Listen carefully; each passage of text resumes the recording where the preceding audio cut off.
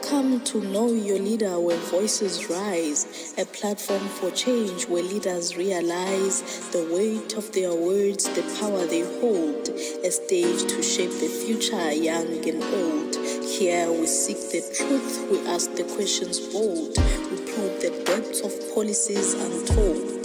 Join Usiyabonga Mpungose as he explores the leaders who shape our world in store. With every word, a story is told of hope, of struggle, of a nation's hold. Let's know our leaders, let's hear their tale, and may the wisdom our future prevail. Alright, ngokukhulu kuyithoba okuhambelana nenhlonipho. Igama lami ngingusiyabonga, ngingowakwaMpungose, kodwa mawuzongibiza kahle uthi siyabonga Mpungose ukuze izwakale kahle leyo nto osuke uyenza. Njengoba sasishilo sinohlelo silibiza ukuthi Know Your Leader, la esilanda khona umholi sihlale naye. Wena uqhamuka kwi-political party, umholi womphakathi, wenza nanoma yini siyambiza, sihlale naye la kulesi studio sethu esishisayo, sibuze eminye imibuzo esicabanga ukuthi nawe umbukeli uyajabulela ukuthi sikubuzela yona. So siyazi ukuthi sikunyaka 2026 okunyaka oshubile kakhulu, zonke ziyanyakaza zingena iphindelela la e-studio. Konakele omunye nomunye uyichaza yena, thina okwethu ukuthi siphakele wena osibukayo. Njengamanje ngiyahamba ngiyajubalala lana umfowethu Thumbeza ngibuya naye ephila namhlanje ohlelweni. Sacela ukubingelela siphinde sikwamukele ohlelweni qhawela kithi.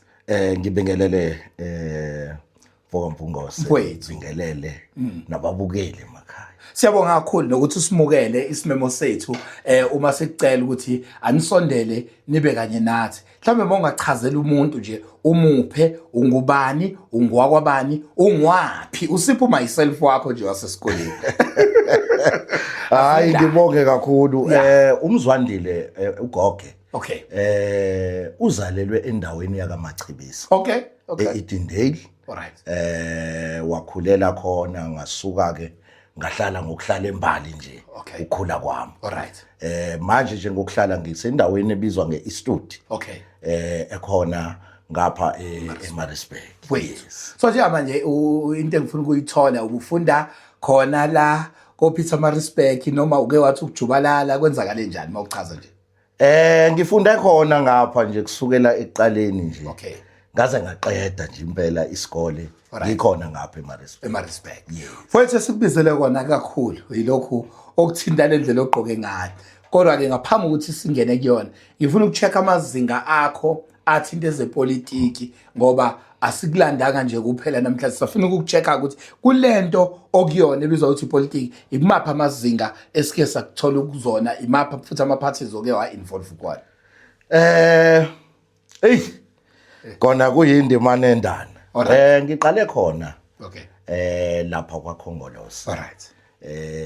Ngimncane nje ngakhula khona. Okay. Uthe umuntu ekhulile subambile impela nje. Yes. Ngase ngajoyina yona inhlangano ebibizwa ngeMK. Okay. Party. Alright. Ngijoyinile nje impela bengikuholi bayo beregion yakhona eMgungundlovu. Ngibambe iqhaza elibizwa ngehead of mobilization. Alright. So manje ngingene kwelinye umkhakha engeke ngubize ngokwepolitiki but imovement yoshintsho labantu base South Africa. Lapho khona enginikwe itask yokuba usekela nobhala jikelele weAfrica Mayibuye. Kulamanga ngihlala nosekela nobhala jikelele eAfrica Mayibuye mina namhlanje la e-student sami ngihlele kusona. Kunjalo nje. Kwethu ake siqale silande la. Angifuni sisheshe ngoba ngifuna siphakele umuntu osibukayo. Nisuke kwi-ANC waya kwi-MK. Yena esixoxa kwi-MK ngobusuku Mayibuye manje. Kona bengithathile iprincipal kakhulu umfoka Mpungose ukuthi ngiyengathanda ukukhuluma ngamakhaya amadala, kepha ngizosika nje elijikayo. Elisike mfowethu. Ngoba kuze kugcine kuvele ngathi hayi ipolitiki manje uyaxeka. Okay. Kepha uhlaka leMK silithakasele kakhulu liqala. Alright. Msakazi and ngendlela esibambe kulona iqhaza sibuka ukuthi nayi inhlangano ngempela yabantu ezobela abantu ngeqiniso. Alright. Kuthena ke khamba isikhathi abaningi nje bayalazi iqhaza silibambile ngokubambisana sihlukene sibaningi. Okay. Kodwa kuthe kuhamba isikhathi kwavela lama character asixoshile kwezinye inhlangano. Ama character okubamba ikhundla, ama character okufakana ngabangani, ama character ukuthi kuncikwe nangokwemndeni. Lokho ke sabuka ukuthi no engathi umuntu ubalekele lapha kwa ANC. Waphinde futhi wangena komunye uANC osukwenye level. Manje uzothini nala okhona njengamanje kuvuka ama character akhona kweMayibuye? Ngiyacabanga ukuthi ngokwepolitiki if ninobuholi obuqotho. Okay. Obune guiding principles. Okay. Aqondile. Kunento ebizwa ngeorganizational discipline. Okay. Emvombo sesexoxa kabanzi ukuthi yini ngoba ngicabanga ukuthi masikhuluma ngayo organizational discipline if imember nemember yenhlangano izazi ukuthi iyiphi responsibility yakhe nane character nje ye member ye organization. So ngicabanga ukuthi makulekha kulezo zinto ze organizational discipline ne character of designing a character nje ukuthi mawuyinhlangano nje mawubona umuntu akagoge uyazi ukuthi abantu bakagoge bayiphatha kanjani, abantu bakaMpungose bayiphatha kanjani. Kodwa makunenhlangano uthola ukuthi kuyinhlakanhlaka omunye udonsa ubheka le omunye udonsa ubheka le, ilapho khona ugcina khona kungabi khona lento esibiza ngeorganizational discipline ekuyiyona principle yokuqala ekufanele isiguide noma iyiphi inhlangano ekutheni ikhule nokuthi ngoba inhlangano fokaMpungose isuke iqala ngethemba kane inika abantu ithemba. Yes, ube nami lapha ngiphendula khona. Yes. Masinika abantu ithemba. Sisuke nathi sinethemba njengabaholi. Yes. Ukunika ithemba kusuke lapho kuphakamisa ama hope omphakathi. Okay. Manje kuba nzima ukuthi inhlangano ithi isihambile indima abantu bavota kwanezithembiso zoma transformer kwanezithembiso ezithize zibonakala lezo izithembiso sengazona izinto ezixoxwayo.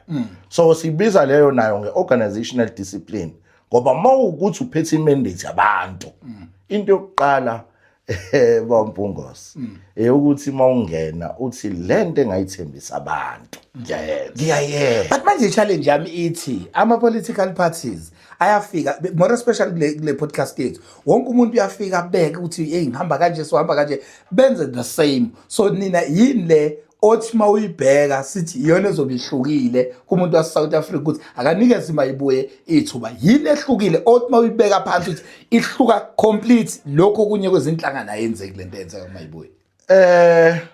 Usakazi inhlangano zonke ngiyacabanga ukuthi kune community. Okay. Ngokwepolitiki. All right. But mawufika la kweAfrica Mayibuye. Okay.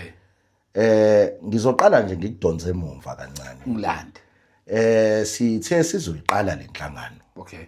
Sahamba kubantu base South Africa. Ngiyakhumbula. Sihambele lonke amagumbi ase South Africa. Sihambela zonke inhlaka ongayibala. Amakhosi swabahambelile abaholi bezenkolo ngokuhlukana. Muslim, Hindu society kanye nabesintu. Okay. Saphinde futhi sahambela inhlaka njengo youth, i-civil society, sahambela ama professionals. Kube nama consultation amaningi. Okay. Cabanga ukuthi ke abanje sematheni kakhulu ukuthi kune consultation. Leyo ke consultation mvokaMpungose iyona founding principle and mandates. Okay. Ngamanye amazwi thina isakhiwo sethu sakhiwele ambono yamama okade ekhona eRustenburg.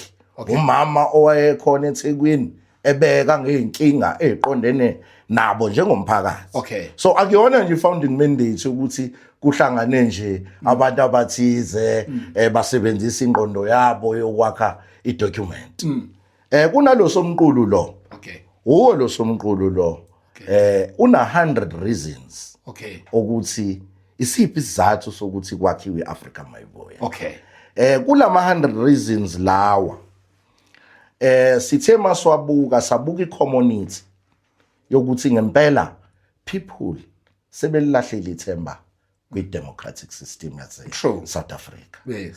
ngikubeka lokho ngokuthi mfowambungose abantu about 63 million eSouth Africa kuna 28 million o-register ukuvota kusho ukuthi sinenqwaba nje engaregister ukuvota ngoba abasiboni isizathu sokuvota noma isizathu sokuthi baparticipate kule democratic system leyo issue into ethize ngathi eSouth Africa ukuthi kusho ukuthi a percentage of South Africans they've given up on the democratic system that's why we took an initiative yokuthi asike sizwe kubantu ukuthi ngempela yini le noma yini engadesigner iprocess yokuthi South Africa iye phambili kodwa konke ngifuna ukuyala inhloso ngqangi I understand seningenile groundini nabathola abantu nayenza consultation process engangibona umnumzana uFloyd Shibambo ehamba kuyona isebenza and ngithi mina yabo nje I have page ku Facebook elina 1.4 million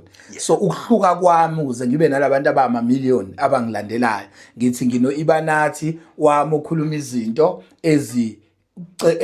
ezi-clean okanye iqeqesha izingane ezincane nginohlelo engilenzayo lokufundululo sonkondlo bashaya inkondlo zabo sikwazi ukuthi ifinyelele ngisho nasemsakazweni nani so ezinye zezinto engithi zi-outstanding ukuthi wonke umuntu ongilandelayo ngiyakwazi kuma ngakho ukuthi yilento mina engihlukile compared to bonke abanye abakhona ukuthi maye khona umunye sonkondlo ithola lapha uthi yena performer mina ngizoba nama platform so yini le outstanding yemayibuye kumuntu obuka i-podcast ezothi mayiqeda kuzwa yona azovela athi ayisuka ngiyayijoyina mayibuye yini le outstanding noma enizoyikhuluma enikhulumayo ezohluka kuwo wonke lama political parties because every mawusuka kulesihlalo kungena omunye futhi naye uzobe ezochaza ngeqembu lakhe yini lokho okuhlukile kuningi ngawujabulela lo mfowethu nami ekuyiyona eyangithatha yangibeka la ngikhona mfowethu ukuthi ngithathe isinqumo esingaka sokuthi ngibe kulolu hlaka akuyona i-political party le inqala mfowambungozi alright this is a movement of change driven by the people's inspiration ekuyile mbono yabantu kuma consultation alright okusenza ke sihluke kakhulu mfowambungozi eyokuqala sithi thina sidinga ushintsho manje masithi total freedom nokukhululeka kwabantu and emancipation now kuyimanje mfowambungozi sathatha isinqumo kune program kuwo wonke inhlelo eze-Africa mayibuye sibiza nge-social assistance program le social assistance program ithi asikwazi ukulinda ukuthi size sibe uhulumeni noma sibe uhulumeni we need active participation yabantu kuyimanje kunenhlelo nje sinazo eziningi sesihambelile esisazoyifaka futhi nakwezinye inhlaka zakhona la emphakathini sine project lapho silekelela khona kakhulu abadingayo ngoba soqala kunama projects aseqalile kuyimanje kunamanye esiphezulu kwawo Homa Soup Kitchen sifuna nanokufundisa abantu i-active participation ngoba sithi umphakathi kufanele sithathe isidima esokuthi umphakathi wami kwi-responsibility yami so lama program lawa kukhona ama soup kitchen kunama project lapho khona silekelele ngamajojo thengo omama abajalayo sibe nolunye kuhlaka futhi le project esibiza nge-agricultural support gada njengoba ngibaka nje asikabi ikhulumeni ama projects lawa lekelela silekelela ngeembewu omama noma iproject eqalayo yokuthi bayikhulise ngoba ukudla kuyabiza mfowambungozi iklabishi nje ulithola ngo20 rand mawuholela lo350 izambane umtsholwane o90 rand sithi ukudla ke kumele abantu bayifide bakwazi ukuthi bazenzele ukudla i-self-sustainability yona esifisayo so sine agricultural support program silekelelileka ama projects amaningi sisaqhubeka nakhona nje la eRichmond eduzane sizosondela nje kungekudala kunamasima o100 hectares lapha bacelile ukuthi singenelele sizofika ke si-Africa mayibuye asiwona uhulumeni futhi akusho ukuthi lokhu sinemali mhlambe yama projects kepha njengoba sithi si movement sineyinhlaka esisebenzisana nazo zentuthuko emphakathini lapho khona lezi inhlaka abanye ba provide agricultural training kune agricultural supports kunembewu esinika ama seed packs eswanika abantu manje manje konke kulaba ngixolisa ukuphola kulaba since nini ngeyona i-political party nini besethi umuntu hayi mina ke kushuthi ngizoqhubeka ngiyoba i-MK ngiyoqhubeka ngiyoba i-ANC noma i-IFP ngoba imayibuye ayiyona i-political party and then mina ngizobabona ngokwe-movement masiyotshala kuphela uthini ngalokho ngoba niyayiqhelelanisa nokuba i-political party nina nime as i-movement athi umuntu nje hayi ngicela ukuqhubeka ne-MK yami ngizonibona mase nisilethela imbewu as i-movement ungathini ngalokho Mfowethu bengichaza i-movement ngoba eSouth Africa okwesibili alright kuba nento ebizwa nge-movement okay ukuthi when you talk about political party i-political party kusuke kuyinhlangano ebhekela ipolitiki nokulwa for political power okay but being a movement alright you are there to buka into ezingashintsha impilo zabantu yes god but ngakubeka lokhu obala sirejistile ngonyaka odlule ngokusho kwabantu base South Africa okay ukuthi si contest ama-election should political party we are registered okay as a political party yes. but we are a movement of change ngifuna ukuyithola because yabo I have i-movement la elokushini esibiza ukuthi umdlalo omuhle mawubuka lapha etsheni kanokulunga kumede bese kulungisa as i-movement we are not involved when it comes to politics ngikho ngifuna ukuzwa ukuthi iba ibuye ayicacisele lapho ngithola istand esanele ukuthi nithi nginibiza ngani mina ngoba nginanda uhlelo nginibiza nge-movement noma nge-political party yes nginibiza ngani we are a movement of change movement but so, registered with IEC okay uthini ngabantu abathi Bungose I'm going to support your podcast because e-movement for ilokhuzana but I'm going to vote for a political party ethize ile iwari yabeke ekhona konke ngilahleka lapho ukuthi okay I party i-movement icabanga into right mawuzothatha ama-movement ayiphushwa ukuthi machine kwakuyona ama-political party ama-movement but bese umuntu ke ngoba ku-2026 I'm not going to vote for you ngizokubona as i-movement Mpungose ngoba wena i-movement sithi leyo gogo uyilungisa singayilungisa ngokuthi njengoba ngiyibekile Mfowethu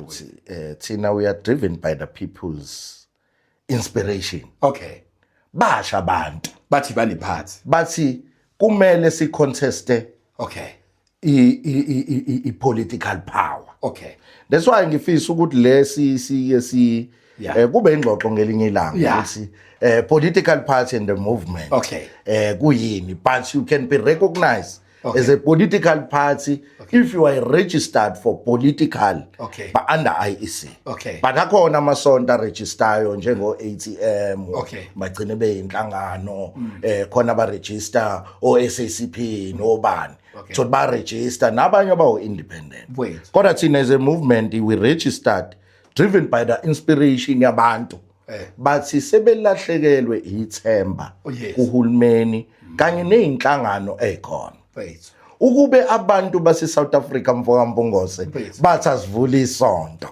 sasovula isonto ukube bathi asivula iNGO sasovula iNGO kodwa ngoba bathi avula iparty nayivula iparty okay let me go so wesibuye leyo topic elindaka kodwa mfethu njamanje ngeze ngisho ukuthi ayikho engithanda ngale podcast because ayifani mainstream media uthola indaba zakho seyisefiwe asinanto esesike zayixoxa siyayixoxela nje in general ngicela ungithathele nangumfana omncane umile ekhoneni and sinenhlanhla ke yokuthandwa ko TikTok nani ome ekhoneni ukhuluma naye ukuthi akajoyine imayibuye ngiyakunika ithuba ukumshela ukukhulume naye ikamera yakho umshele khuluma nje naye ukuthi yini ebalekile ukuthi ajoyine imayibuye kumfana omncane nontombazanyana ngingababali ugogo umkhulu ubhuti usisi sithi iSouth Africa manje we need ushintsho the real freedom ifreedom sayithola 1994 but kwakuyipartial freedom ngoba siyakwazi ukuvota sinamalungelo njalo njalo kepha inhlangano ebezikhona ikhulunyiwe indaba omhlaba kaningi makukhulunywa indaba omhlaba kodwa akekho fika kumvutho ndaba lokuthi umhlaba ubuya nini siphinde sibe nalento generational mix kubhlungu Mpungose ukuthi kunempesheni ebizwa ngo-60 years ukhishwa ngisho emsebenzini. Sure. Kodwa uma ufika lapha eParliament ufica 87 years. Sokusayingane 70 years njalo njalo. So we are saying we need now the change in terms of political mindsets. Okay. Thina ke njenge organization 21st century organization. Sithi fanele simpower young people. Okay. We need renovative mindsets. One, masikhuluma ngento kakhulukazi unemployment because isihlava lesi uhulumeni engathi akayithathe serious. Isihlava esikhulu esigcina silidela kwonke lama social ills. Thina sime ekutheni if we can revive our industries. Mfoka Mpungose bekunama firm lamaningi. Amakhulu ngiyacabanga nangapha ko Hawiki bekukhona oSamkholi amafema amaningi kade oFalcon njalo njalo mawubheka lawo ma industry aya ngokufadalala namathuba emisebenzi so sithina ke industrialization should be a priority bese sibuka ke kakhulu into ye education system yasemzansi ukuthi uzofunda lo 12 years Mfoka Mpungose ubuye uhlale ekhaya umatric even ucleaner kudingeka umatric kodwa ukuhamba Mfoka Mpungose uthola abafowethu abayiqhamukele eZimbabwe noma eChina uthi ephuma nje uStandard 7 wakhe uyakwazi ukubeka isitini noma ukukhanda imoto noma ukusebenzisa amaciko akhe ukuze ayinothisi so sithi South Africa manje isadinga ukuthi si create abantu abazofuna ama job seekers. Okay. Mfoka Mpungose. Let's also create ama job creators. The only way we can do that ukushintsha le system lekhona. Sifike khona le system sa adopta ku system but we need now to take a position and say South Africa needs a different direction in order ukuthi is achieve. Ingiphatha kabi lena Mfoka Mpungose ukuthi mangasisho statistic sama unemployed graduates bese ucabanga laba base university kuyimanje ukubona nabo bayojoyina le yakhiwo yini angisho ukuthi solution yethu but amanye ama system akhona okugcinezela umuntu omnyama wethu uma ngase manje kumuntu osibukayo okay oqala nithe mani introduce ke as a movement umphakathi unimukele kanjani okwesibili uma umphakathi after this video bethe ake sizame ukunikeza imayibuye ilokhuzana ithuba komasipala iziphi izinto engafike nishintsha usiqala usitshela ukuthi umphakathi unimukele kanjani manje ngathola opportunity kulolu khetho olukhona lo masipala abantu bacela ukholo imayibuye iziphi izinto singayibona iguquko ngawujabulela lo mbuzo Mfoka Mpungose banimukele kanjani abantu simulekileke kakhulu mhlambe ngingaqala nje ngisho ukuthi ngoba masisha abantu thina we divide according to sectors. Okay.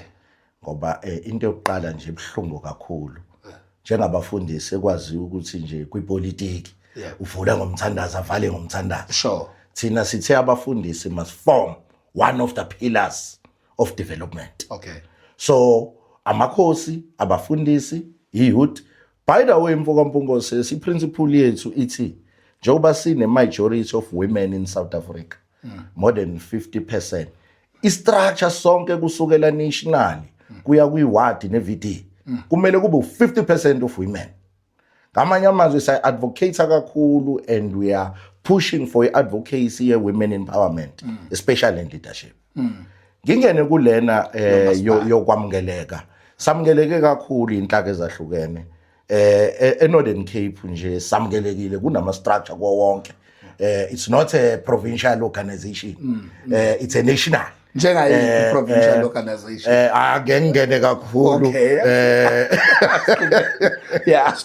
we are a national organization Western Cape usamkeleke kakhulu ungaya ko Beaufort West kunama structures kuyimanje kuyasetshenzwa ngalo lolu shintsho esilidinga KZN nangunjalo sinawo ama structure kwa wonke ama region ngokuhlukana kwawo sibale ko Limpopo sibale ko Gauteng Mpumalanga njalo njalo so ukwamukeleka kwethu samukeleke kakhulu and siyababonga abantu base South Africa ukuthi bakwazi manje ukurealize ukuthi South Africa lidinga ushintsho umasipala abantu bathola yini esingayilindela niyenze ngiqhamuka kumasipala wasemngeni umeya uChris Pappas yini engafike niyenze mina ngingaqala nje kuthena abantu yini abayidingayo ngoba siyinhlangano elalela kubantu into yokuqala nje singayisho ukuthi abantu have been marginalized kakhulu mfowethu.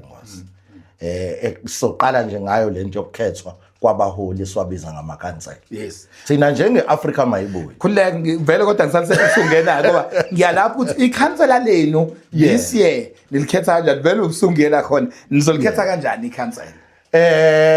Ikhansela kulonyaka abantu abazokhuluma. Okay. Kuyimanje kwezinye indawo sebekhulumile. Okay. Kwezinye ke izindawo njoba ngibalile ukuthi si movement.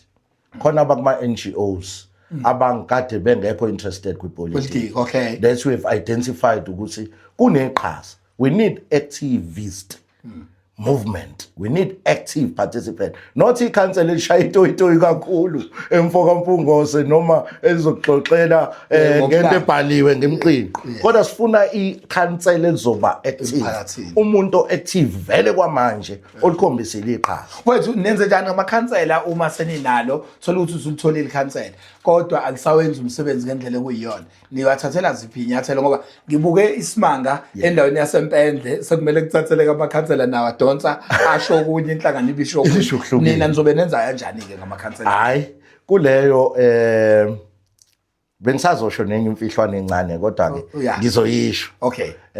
Okokuqala njengoba sithi abantu abazokhetha amakhansela ngeke ngene kuma details so ngena nje soni ngizothi uku-outlinela neprogram yethu esesiqalile. Okay.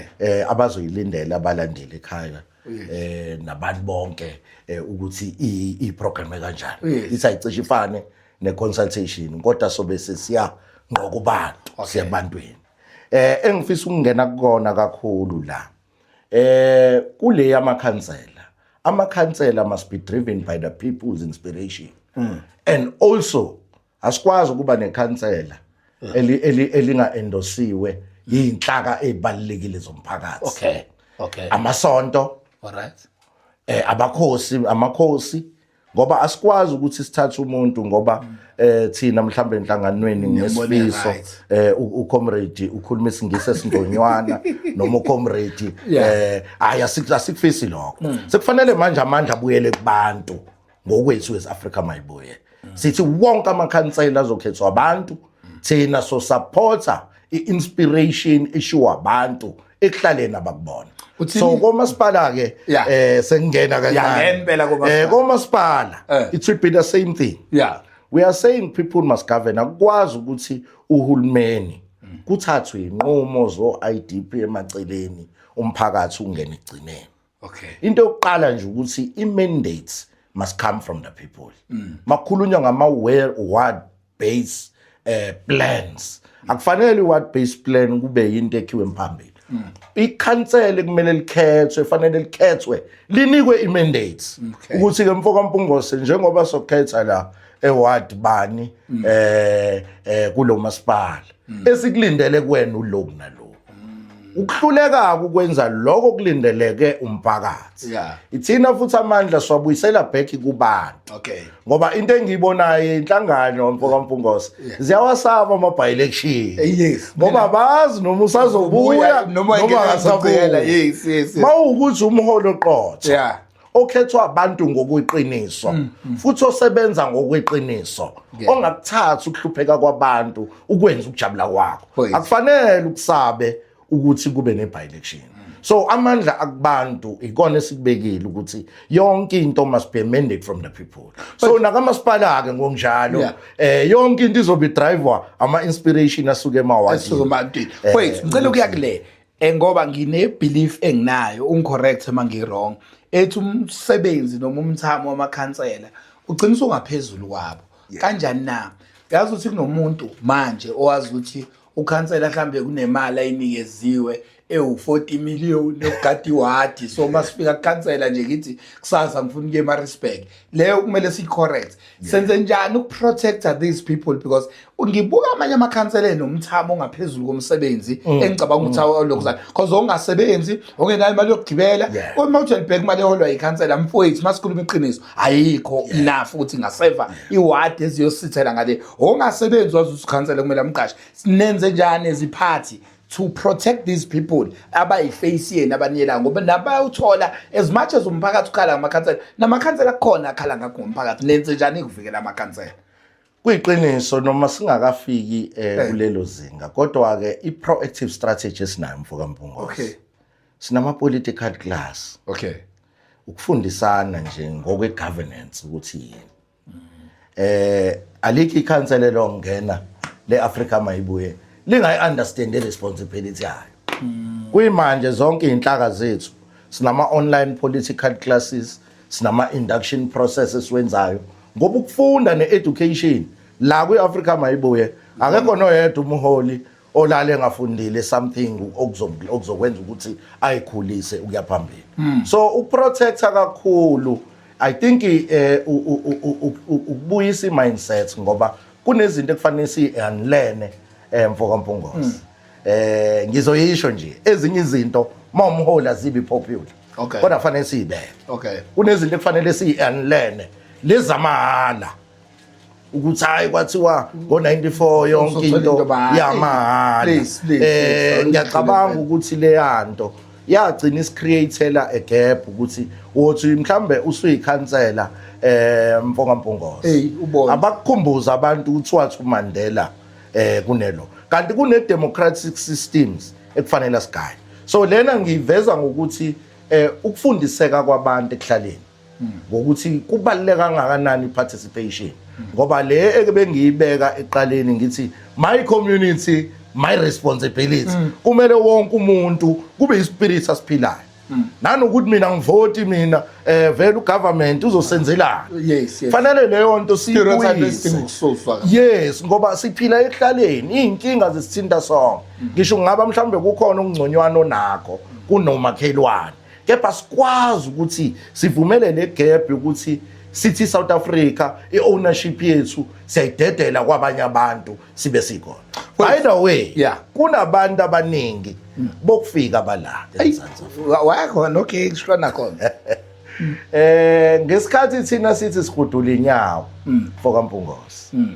kungabe sidedela bana thatha ipower if usithi thina izingane zethu nayo ke ungikhona ayiki initiative esithathayo ubani ozothatha initiative nayi inkinga esibhekene nayo ngoba mfoka Mpungose ayiki ingane ezalwa yiphara ithi izalwa nje yakhiwa yiso uphendula lapho umiphi nabantu bokufika abantu bokufika ngingayibeka ngithi as a pan-Africanist organization njengoba sithi pan-Africanist organization sikhuluma nge-black solidarity okay ukuthi as Africans in fact isystem yasidivide ukudivide kwethu isystem ithina sinomnotho iAfrica umhlaba wonke okay lento yokutrade amongst each other as Africans it should be a priority sinegolide kuno oil phezulu kunani kunama diamond kunokudla iAfrica iyodwa ingakwazi ukutrade amongst each other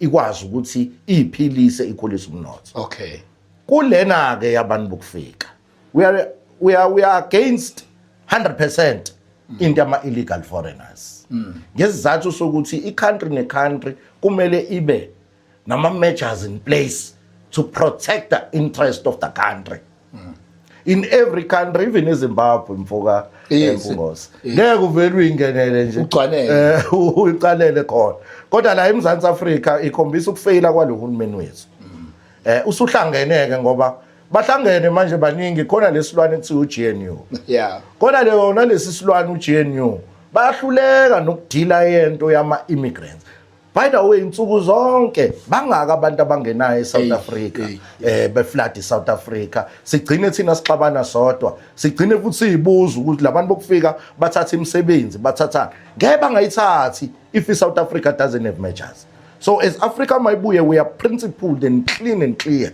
ukuthi ama border control systems fanele abe in place sikwazi ukudila nento yama illegal foreigners lena ke yama illegal ngiyazi ukuthi ngiyafisa ukuyibeka le ayibeka isibukakala njengepolitiki edlalwayo kakhulu ukuze ufike phezulu khona nalobhudi lo oselapha eParliament okade ekhuluma kakhulu ngazo lesi Yes, uyebo phela ngiyabakhohlwa laba masebe lapha beko GNU wakhuluma kakhulu ngale kodwa manje mawumbuka lapha akasayikhulumi le usephakathi kwi GNU usegwinywe yona le system lesithi as Africa mayibuye let's fight the system baningi ke emsakazi ngoba bakhona nabanye abakhona ababekhuluma ngokuthi samakhomanisi kumele senze nje kumele abantu kube yibona kuqala manje mase sebe lapha eParliament bakhuluma okuhlukile nabanye ke ngokunjalo khona la eSouth Africa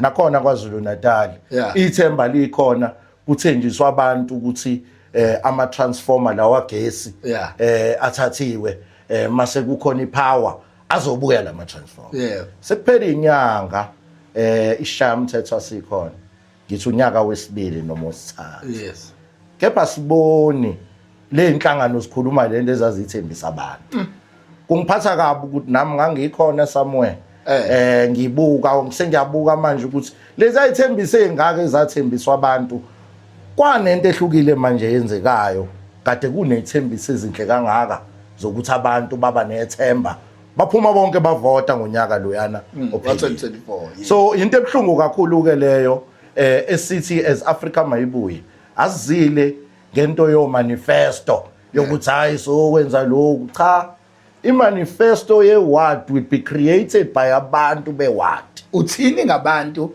abathi mayibuye abantu abaphume ku-MK ngenhloso ukuthi abayitholanga ikhundla sebefuna ukuthola ikhundla kwimayibuye uyiphendula uyithini inkulumo efana nale kuvele lokho kungiphathe kabi kwacaca kuphela isikhathi ungayitholanga yes kuyaqhamuka mina bengihola khona ngapha ngiyacabanga ukuthi okokuqala le ngiyiveza le okay akuyiveza angiveze ngoba kwipolitiki we tell no lies Ahmed Cabral wayibeka ukuthi tell no lies to the people alright yona ke into esimi kuyona iqiniso size sifike kwiAfrica mayibuye I was in a position in the region I was leading I was actually in parliament as a research in MK angisukanga nje ngoba ngiyofuna isikhundla ngapha ngisuke ngokubona inkinga ebengibona ukuthi even internal kusho ngamanye amazwi kunamanga aqanjwa kubantu sibathembisile ngethemba lokuthi kunoshintsho so ukuphuma kwami angiphumanga ngokwesikhundla ngingeke ke ngikhulume ngithi mhlambe kukhona ababona ikhundla ngiyacabanga ukuthi wonke lama leaders esinawo sinama leaders laphayana mhlambe ngithi ukucobelela nje kancane sine scientific leader umholi weqiniso okuyena ozakhe zonke le inhlangano from Youth League wakhi EFF ukusukela eqaleni naye MK uyakhile yakhula yaba organization manje ke sila naye that scientific leader iyona inkokheli engicabanga ukuthi now we need such leaders in our country people abangazile ngeself enrichment people abangazile ngokwekhundla noma ngokuthi abamele iqiniso ngokweqiniso uyambona umfoka Shibambu enyuka ewadlula lama parties osuke wangibalela wona hayi umfoka Shibambu uyena umongameli olandelayo waseMzansi Afrika masine iqiniso njengabahlali base South Africa akekho umholi a scientific leader like himself who can take and deal with issues of landlessness into omhlaba yakhulunywa kakhulu ikhulunywa kakhulu kodwa action asuboni njengoba manje sesiqalile isishilo sathi movement sizowalekelela amakhansela ethu wonke amakhansela hayi ikhansela likhethwe ngiyawazi nje amakhansela khona kwezinye indawo agcine ekhethiwe uzuyibuza ukuthi hawu lelikhansela manje baphoza kwabo bezomlekelela inhlangano ayinandaba ngani ifuna ipolitical power mfoka Mpungose abazile ngozoshintsho labantu ngokweqiniso bafuna uzoyiholela political power nje ukuthi hayi sine what bani sino what bani sinamasitha ngapha but inkinga zabantu zi-addresswa nini if you are only seeking political power but not changes of the people on daily basis kube akaphumanga uMr Floyd Shibambu ngabe nisekhona yini kwi-MK inkinga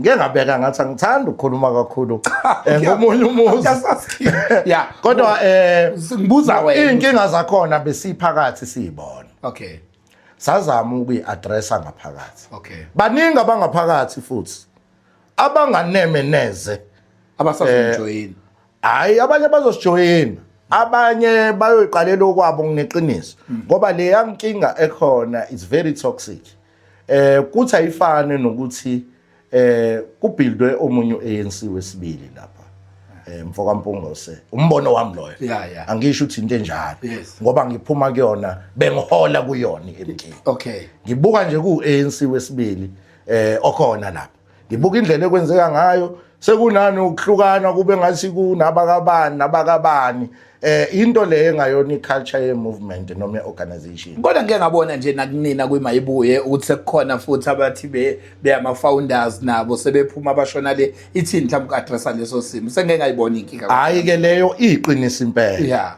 kunabantu nababajoyine ngeenhloso ezithize Okay. mabebona ukuthi aziseve kulezi inhloso zabo and then ke bathatha isinqumo sokuphuma kunabanye futhi we are driven by an organization ekhuluma nge-active participation okay make wahluleka ukubamba itask yakho njengomfoka Goge nje umfoka Goge hayi siyaphuma ngoba umfoka Goge uzamile wabamba lapha nalapha kodwa sibona ukuthi umfoka Mpungose manje usengakwazi umfoka Mpungose ukuthi ayithathe lento ngoba sibonile ukuthi wena ungaba good lapha sinjalo ke as an organization most of our members aphumile ama members akade engafisi ukuthi alandele ngenqubomgomo nangendlela esenza ngayo uthini kokwi-MK naye osho njalo uthi nani ama-members aphumile nabantu abaphumile ngoba beningafuni ukulandela izinto i-MK bithi yenzani ngazo okuyiqiniso ukuthi emsakazi ngeke singaba nama-view ahlukile true kodwa into ebalekile ama-facts okay and ama-facts azokuxoxela ukuthi ama-members ajoyine i-Africa Mayibuye. By the way, I'm the only leader oqhamuka ngapha kwe-MK eMgungundlovu engikhona ngibe sekuqaleni kwe-consultation until now nginikwa le responsibility engikuyona bengithi ngizongena mfoka Mpungose nginenye responsibility enginikwe yona abantu base South Africa sesiqalile nje sinemayibuye workers desk okuwuhlaka olumele abasebenzi sinama lawyers more than 8 are ready nje for anything asiyona ke le organization izohamba iyovala itolo emfoka Mpungose for hayi ngiyasho kuningana ezenza into efanayo ukuthi ngibuza ngoba naye uzokuphendula ikakho ngithi khona ongasakuphendula okuzoba naye la ohlelweni ayikho inkinga ngibala ama desk ukuthi even nako EFF abekhona idesk all right nakwezinye inhlangano ibikhona okay kodwa it was a high desk agcina enza ne-exploitation bacela imali kubantu etolo okay noma kulezo inkampani njalo so thina as a desk we are a principle driven desk enama lawyers in place sidila nento yokuthi abasebenzi cannot be exploited siphinde sidile nento yokuthi ama community forum akwazi ukuthi emphakathini makufika iprojects engaka bese umphakathi ungabenefiti lutho. That is what we are standing for in principle. Ngeke ukuthi kunemayini la yamalahle mfoka Mpungose. Kodwa lana akekho noyedwa ne subcontract mhlawumbe. Fanele kube ne percentage liba khona. That is a principle 30% which was guided through our processes akhona and the principle in South Africa. So eyethu ihlukile ngalolo hlobo lokuthi we are dealing with matters sinama sectors awu8 for Mpungose. Eyokuqala it's security. Ama security marginalized kuyimanje sidila nama case ambalwe eLimpopo nangapha eNquthu.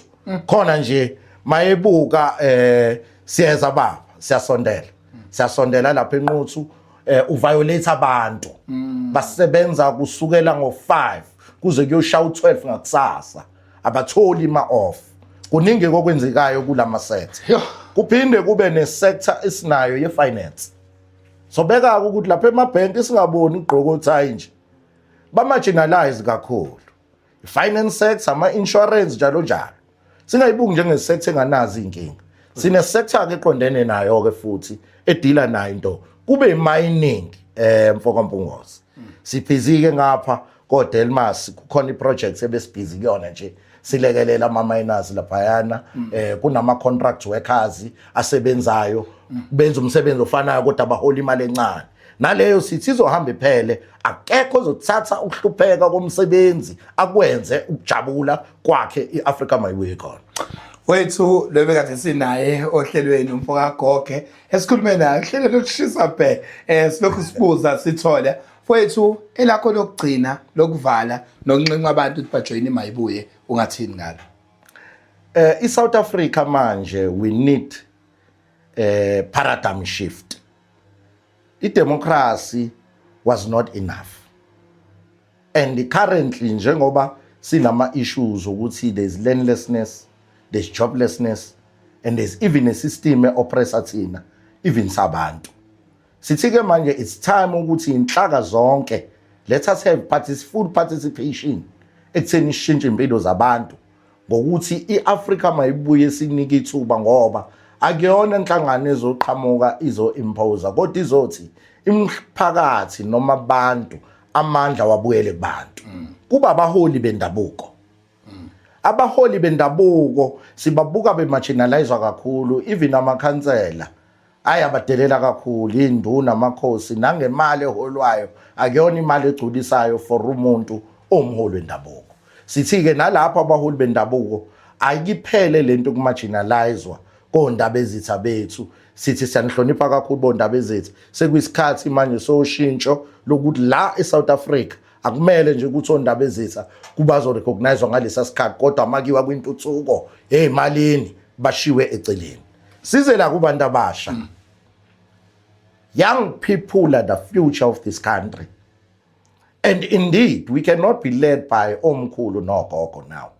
We need scientific leadership that's going to be in the best interest okushintsheni impilo zabantu manje sibhekeni future moving forward. So we are saying Africa Mayibuye is a movement of change which is here to say let us work together collectively ekushintsheni impilo zabantu. 2026 kuwo wonke ama-ward 4,880 wards in South Africa we are going to be contesting election. So ewadini lakho mawuhleli sithinte ukuthi hayi Africa Mayibuye siyayidinga so fika sisupport ngayo yonke indlela nikhethele nini ikhansela size kuyinhlaka lezi ekhona kukhona esikubiza ngama independent nezinhlangano ezincane sithi isikhathi ke manje sokuthi haya sihlangana iAfrica Mayibuye ithi khona to provide full support to ensure ukuthi lento esibhekene naso okuyisihlava sokuthi the system of South Africa which was imposed long ago esibiza nge-Roman Dutch law. British law. That law has not changed. I-constitutional la South Africa isave ithina. Singakhethi abantu ngepopularism. Asikhetheni abantu ngokweqiniso abazoshintsha impilo zabantu ngokweqiniso. Sidile ne-corruption. Siyazazi inkinga sinagesi, amanzi asinawo, kodwa amadama agcwele. Sinamadama amaningi. Kodwa amanzi uvula umpompa waphuma. Ugesi awukho endaweni yangasekhaya, kodwa ngale ngaphesheya ukhona. Umhlaba mningi phethwa belungu kodwa thina sisahlele endaweni ezincane.